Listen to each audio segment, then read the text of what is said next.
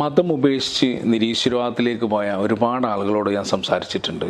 അതേപോലെ അവരുടെ വീഡിയോകൾ കണ്ടിട്ടുണ്ട്, അവരുടെ ഫേസ്ബുക്ക് പോസ്റ്റുകൾ വായിച്ചിട്ടുണ്ട്.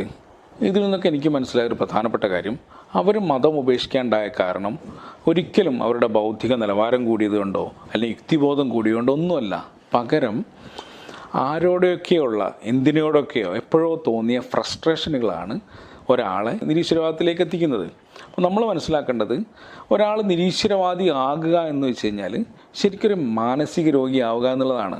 ഇപ്പം ആരിഫ് ഹുസൈൻ തെരുവോത്ത് നമുക്കറിയാം, കേരളത്തിൽ അറിയപ്പെടുന്ന ഒരു എത്തീസ്റ്റ് എക്സ് മുസ്ലിം എന്നൊക്കെയാണ് അറിയപ്പെടുന്നത്. അയാൾക്ക് ഒരുപാട് ഫ്രസ്ട്രേഷനുകൾ, അയാളുടെ ഭാര്യ ഉപേക്ഷിച്ചു പോയി, അതേപോലെ ഒരു ഹോമിയോ ഡോക്ടറായിരുന്നു. അപ്പം ഹോമിയോപ്പതി ശരിയല്ല എന്നും പറഞ്ഞാൽ അയാളുടെ സ്യൂഡോ സയൻസ് ആണെന്നൊക്കെ പറഞ്ഞിട്ട് വിമർശനങ്ങൾ, അങ്ങനെ എല്ലാം കൂടെ കിട്ടിയപ്പം അയാൾക്ക് ഈ സമൂഹത്തിനോട് മുഴുവൻ ഒരുതരം ഫ്രസ്ട്രേഷൻ തോന്നുകയാണ്. ആ ഫ്രസ്ട്രേഷൻ തീർക്കാൻ അയാൾ കണ്ട മാർഗം എന്താണ്? മതം